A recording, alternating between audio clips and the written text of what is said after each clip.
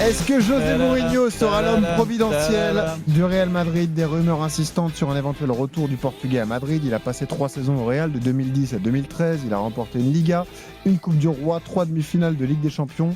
Depuis, il a connu différentes expériences, notamment en Angleterre, Chelsea, Manchester. Il a filé en Italie à la Roma ou encore en Turquie au Fenerbahçe. Il est cette saison l'entraîneur du Benfica qui est 3e du championnat portugais. Un Real qui est en pleine crise, 2e saison sans titre majeur, les problèmes dans le vestiaire, la gestion des égos, et en ce moment même, une conférence de presse extraordinaire, complètement lunaire de la part du président du Real, Florentino Pérez.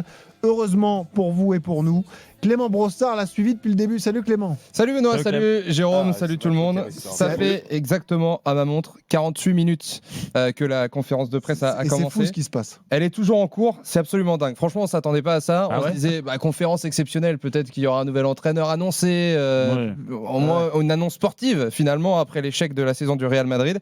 Et finalement, c'est une défense de Florentino Pérez contre les journalistes, contre toutes les critiques qu'il endure depuis des mois, voire des années. Avec quelques petites phrases que je vous ai relevées, notamment celle il y a quelques minutes où il s'adresse directement à un journaliste en disant mais attendez, mais vous lisez la presse ou pas? Je suis obligé de me défendre par rapport à ce qui est dit sur moi. Il a défendu son bilan sportif depuis 2000 et son arrivée au Real Madrid avec tout ce qu'il a pu gagner avec la section football mais aussi avec les autres sections de sport, mais il a surtout répondu aux critiques des médias donc espagnols, notamment Revelo et le média ABC, un journal madrilène, ABC donc. Écoutez justement Florentino Pérez parce qu'il avait quand même une petite annonce à faire au cours de cette conférence. Nous allons convoquer des élections tout de suite, mais qu'on ne me dise pas que je suis très fatigué. ABC est un journal de Madrid, pourquoi attaquer le club comme ça? Comment peut-on écrire cela? À partir de demain, je vais me battre avec les socios pour défendre nos intérêts. On m'a appelé et on m'a dit que j'avais un cancer, que j'étais en phase terminale. Vous trouvez ça normal? Je m'en irai quand quelqu'un se présentera aux élections et me battra aux élections.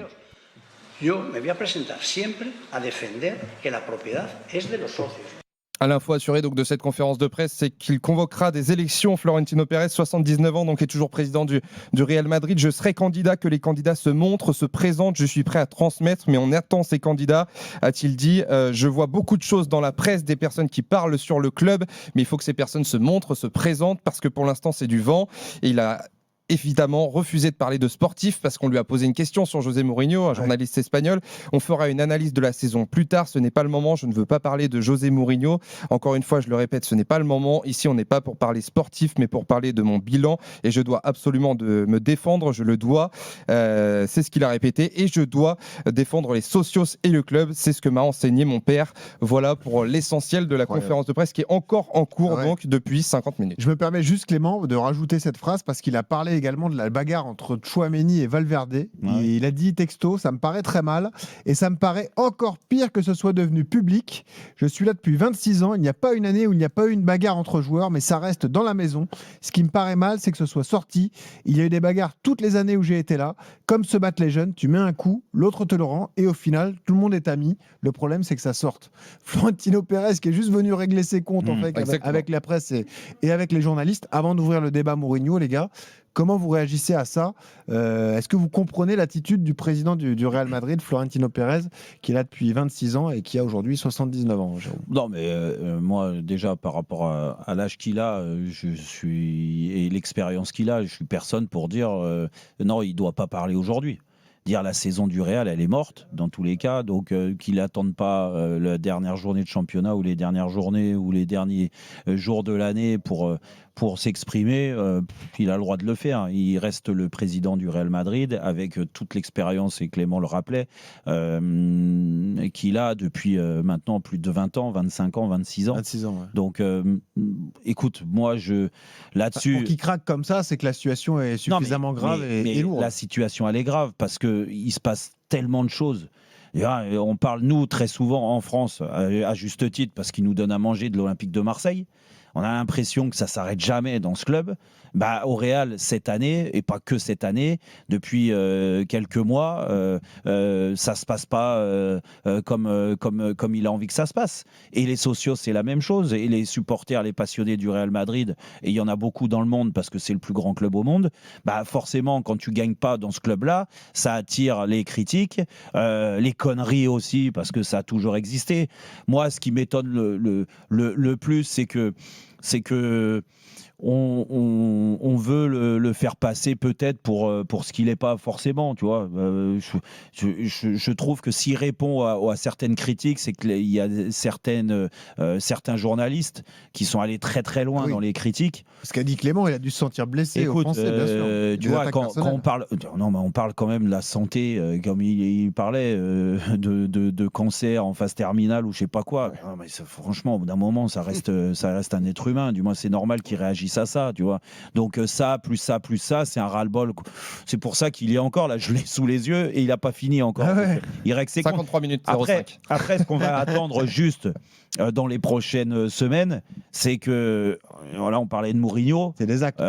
Eh ben oui, il faut pas qu'il se trompe. Il s'est trompé avec Arbeloa. Moi, je dis pas qu'il s'est trompé avec Xabi Alonso, parce que Xabi Alonso, ce qu'il a fait au Bayer Leverkusen, a montré quand même que c'était. Tout le monde l'attendait. Hein. Voilà, mais il fallait lui laisser le temps. Là, on parlait, et là, je donne la parole à Jean-Michel et à Pascal. On parle de l'Olympique de Marseille.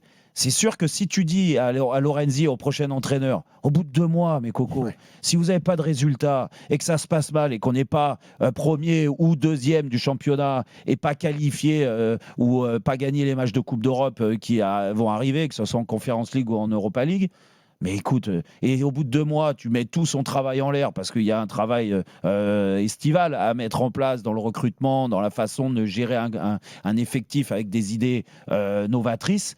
Bah écoute, c'est voué à l'échec. Ouais. Et c'est ce qu'il a fait malheureusement, et il s'est trompé avec Xabi Alonso. Il aurait dû laisser le temps et construire un vestiaire différent. Ça, reconnaître ses erreurs là-dessus, il aurait dû le faire en amont, il aurait dû le faire bien avant. C'est peut-être pour ça aussi que les critiques fusent. C'est pour ça que cette conférence de presse paraît lunaire, parce que je crois qu'on s'attendait à des annonces concernant le cap qu'allait désormais prendre le Real sportivement, surtout.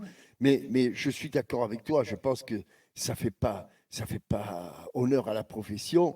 Et je n'imagine pas une seule fois que Florentino Pérez est inventé de toutes pièces qu'il avait été écrit ou dit ou je ne sais quoi, qu'il était en phase terminale d'un cancer alors que c'est faux. On atteint c'est la folie furieuse quand même. Bon, à un moment donné, je veux dire, c'est peut-être pas le principal, mais pour Florentino Pérez, à son âge, c'est peut-être une petite préoccupation qu'on ne colporte pas des choses pareilles. Bon, après, c'est vrai que c'est étonnant. Moi, je m'attendais à cette conférence de presse qui nous annonce des choses sur le plan sportif. Bon, visiblement, mais est-ce que c'est pas le football a changé et le traitement du football a changé. Et quand on traite le football, on ne traite pas beaucoup le football et on traite les à côté. Et voilà. Et ça le dépasse peut-être. Hein. Et ça, oui, ça le dépasse. Non seulement ça le dépasse, mais ça le touche. Et ça. Alors, moi, j'entends ce que vous dites sur effectivement les attaques personnelles, etc. Ça, c'est inacceptable, intolérable, surtout si toutes les infos sont de pures inventions et que c'est complètement faux. Non, c'est pas mais ce que je veux dire. Moi, ce que j'ai du mal à comprendre dans son message, et là, il en remet une couche à l'instant, sur la bagarre Tchouaméni-Valverde, il revient dessus une nouvelle fois, il reparle de cette bagarre et il redit une nouvelle fois, le problème, c'est pas la bagarre, c'est que ça sorte. On repart sur les épisodes de la taupe comme on a connu nous dans les... c'est exactement ce que vient de dire Jean-Michel. Mais c'est aussi un message pour son entraîneur et son vestiaire. Ses joueurs. De dire que vous êtes pas bien comporté et que et Pascal est le premier à le dire. Il y a des choses qui se règlent dans les vestiaires et une fois qu'on sort des vestiaires, exactement. Il se sent trahi en quelque sorte. On n'en parle pas.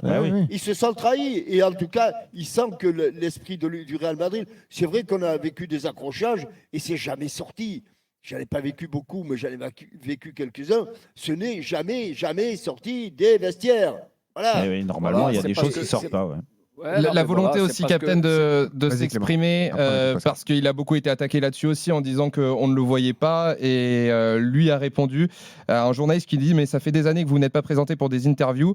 Il répond « Je suis le président, je ne suis pas la personne qui doit parler. Moi, je ne vais pas parler parce qu'on n'a pas remporté la Liga ou qu'on perd des matchs. Je ne parle pas non plus quand on gagne, je tenais à le souligner. » Et puis, sur Tchouaméni et Valverde, ce qu'il disait exactement, c'est « Ça arrive tous les ans, ce genre de choses, même tous les jours. Ça s'arrête là. Et si quelqu'un au sein du club le révèle à l'extérieur, vestiaire, c'est encore pire que la bagarre en elle-même. Je précise. Donc il attaque ses propres Ouais, bien joueurs. sûr. En fait, Je précise, Captain, qu'on est à 58 minutes de conférence de presse maintenant et qu'il y a un quart d'heure, 20 minutes, déjà, ça devait être la dernière question et que le chef de presse du Real Madrid voulait absolument clôturer cette conférence de presse et c'est le président qui tient. Il veut arrêter le président qui veut pas s'arrêter. C'est Imagine, il est en train de vous fatiguer, les journalistes. Là. Pascal, comment tu réagis? Traduire et tout. Vous avez un Non, boulot, comment je réagis, c'est tout grave. simplement, c'est C'est que fou. quand dans un club ça ne va pas, tout ce qui se passe dans les vestiaires et que ça fuit, voilà, c'est que ça ne peut pas marcher. Et puis là, il y a de forts caractères. Quand on parle de Kylian et les autres, il faut savoir gérer ça. Après, le président,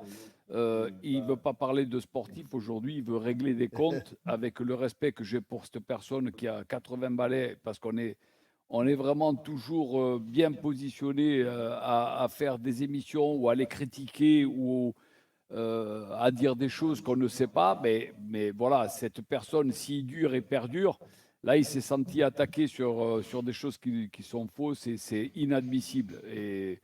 Et voilà, c'est la force. Après, Pascal, tu sais, parce qu'on l'a vécu aussi, quand des événements, comme il le dit, parce que ça l'a marqué apparemment, la bagarre entre Tchouaméni et Valverde, et que ça sorte comme ça, en effet, ça montre à quel point... C'est plus une équipe. Non, mais voilà, ça montre à quel point ce groupe vit mal, et de toute façon, ça se voit sur le terrain.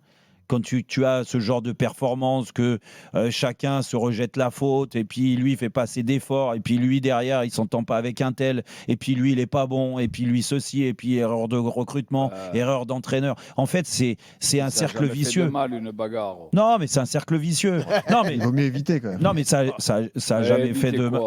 Mais non, mais des fois, non mais Benoît, des fois tu peux te choper. Tu sais, on n'est pas tous. La violence ne résout rien. Je vous rappelle. Mais c'est pas de la violence. Benoît, Benoît, en fait, c'est quelque chose qui vous dépasse parce que vous n'avez pas été dans un vestiaire tous les jours comme nous. C'est-à-dire que quand tu arrives le matin, bah des fois tu te lèves. T'es pas bien luné, ou t'es un peu énervé de la veille, ou l'autre il t'a énervé, ou l'autre il t'a chambré, parce qu'un vestiaire c'est ça. Pas une raison pour encourager la violence. Et des fois ça monte, le ton monte, et l'entraîneur il est incapable de gérer ce genre de situation parce que c'est comme ça. Et puis arrive ce qui doit pas arriver. En effet, où les mecs se battent. Bah c'est tout, ça arrive. Et puis après tu passes à autre chose. Ce que vous ne comprenez pas, Benoît, je vais essayer de te l'expliquer. C'est que c'est un paradoxe total, une équipe de football, un groupe de football. Parce que dans un groupe de football, il y a ceux qui jouent plus que les autres. Et ceux qui jouent moins que les autres veulent à tout prix prendre la place de ceux qui jouent davantage.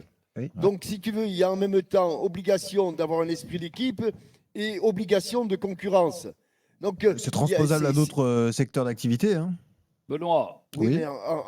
Mais en football, tu es jugé toutes les semaines. En sport, c'est toutes les semaines. Comment vous appelez ça? Que l'organigramme de l'équipe peut être changé. Que le titulaire peut devenir en face. Et le remplaçant, il ne pense qu'à une chose. Et il ne fera aucun cadeau. Il ne fera aucun cadeau au titulaire. Oh là, anecdote. Vas-y, Pascal. On était Pascal est bien placé pour nous en parler de ça. On était en train de partir, on avait laissé nos voitures, on partait pour un match de Coupe d'Europe dans le car. Et là, un joueur, il met avec un briquet, il allume le... Tu lui as pas chié sur le scooter quand même. Non. Alors. Il allume il était en train de lire le journal, il lui met le feu sous le journal. Et là, c'est intelligent. Et là, non mais véridique. Et là, il se lève, il lui met un gros coup de tête, il lui casse le nez. Belle anecdote. Et ça, c'est encouragé, ça soude le groupe. Et ça, je peux te dire que ça a soudé le groupe. Et c'est resté dans le groupe, et c'est resté dans le car. Et ça, a joué. On veut des noms. Du moins, l'autre, il était à l'hôpital. Allez, donne des noms, là, c'est bon. Il y a prescription. Mais c'est véridique.